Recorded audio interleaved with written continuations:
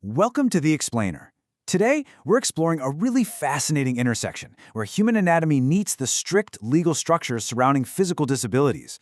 We're going to look at a specific locomotor impairment that fundamentally changes how a person navigates their environment.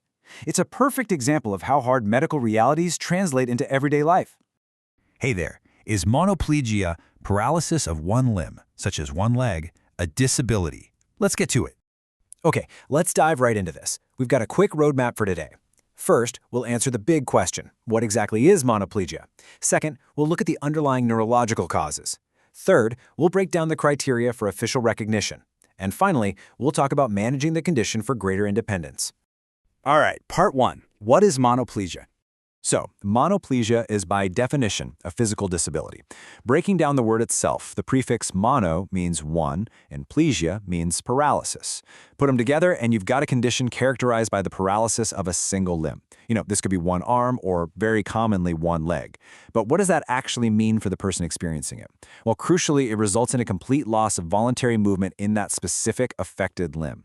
We aren't just talking about like muscle weakness or a slight tremor here. We're talking about a total inability to voluntarily move that part of the body. Because there's a total loss of movement in that single limb, you can imagine it directly limits things like walking, balance, and just everyday tasks we usually take for granted. And because of those severe daily limitations, the official medical and legal classification for monoplegia is a mobility or locomotor impairment.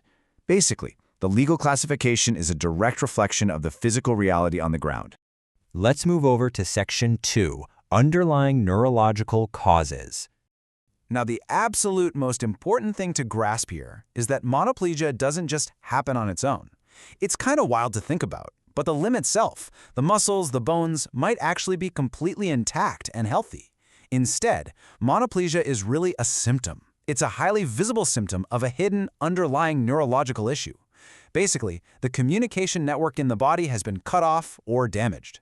So where exactly is that communication breakdown happening? Well, the paralysis is the result of damage occurring in one of three primary areas of the body's neurological network: the brain, the spinal cord, or the nerves themselves.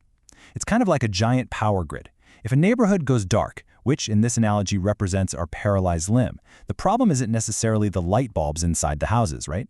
The problem is damage at the power plant, which is the brain, damage along the main transmission lines, which is the spinal cord, or damage at the local utility poles, the nerves.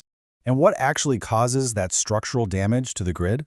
Well, according to medical sources like the Cleveland Clinic, there are specific events driving this neurological damage. The most common underlying conditions that lead to monoplegia include strokes, cerebral palsy, and spinal cord injuries. So, for example, a stroke damages the brain tissue right where motor signals originate.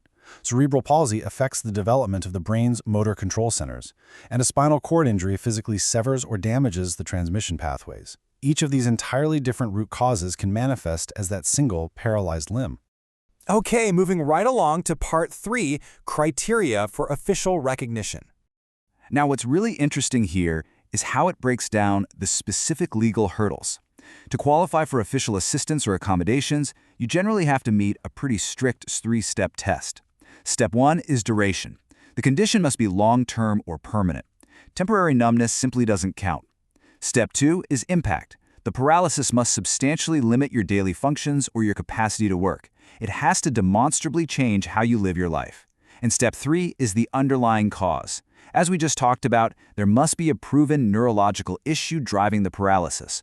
All 3 of these steps absolutely have to align for official medical and legal recognition. I want to pause on this number right here for a second. 12. When we talk about step 1, the duration requirement, what does long-term actually mean to a massive bureaucracy or a medical board?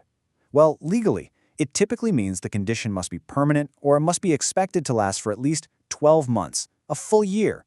That 12-month threshold is literally the legal dividing line between a temporary injury and a recognized long-term physical disability. That brings us to our final section, part 4, managing for greater independence. So the really crucial point here is this: because the neurological damage, whether it's from a stroke or a spinal cord injury, is so often irreversible, the medical and personal focus completely shifts. The goal is no longer about curing the permanent nerve damage. Instead, the focus is entirely on regaining daily function and maximizing independence. It's all about adapting the world to the individual and giving that individual the tools they need to successfully navigate the world. Folks managing monoplegia utilize a combination of key interventions to reclaim their independence. First up is rehabilitation and physical therapy. This is huge because it helps maintain muscle tone in the rest of the body, improves balance, and teaches totally new movement strategies. Second, we have assistive devices. This could be anything from a specialized brace to a wheelchair or a cane, depending on the severity and whether an arm or a leg is affected. And finally, workplace or environmental accommodations.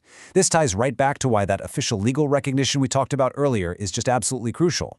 Getting the right desk, modified equipment, or structural changes to a workspace significantly improves a person's capacity to navigate their daily life and keep thriving in their career. So, just to summarize everything, we've learned today that monoplegia is a legally and medically recognized physical disability involving the total paralysis of a single limb. We've seen that it's actually a symptom of deep neurological damage and that it requires very specific criteria to be met for legal support. But ultimately, it is a condition that is managed, and managed well, through therapy, devices, and the right environmental support. Which leaves us with a critical, thought-provoking question to take away from this explainer today. If independence relies so heavily on adapting our environments, how can our workplaces and public spaces be better designed right from the start to accommodate locomotor impairments like monoplegia? Take a second to think about the spaces you navigate every day and who they might currently be leaving behind. Thanks so much for joining me on this explainer, and I'll see you next time.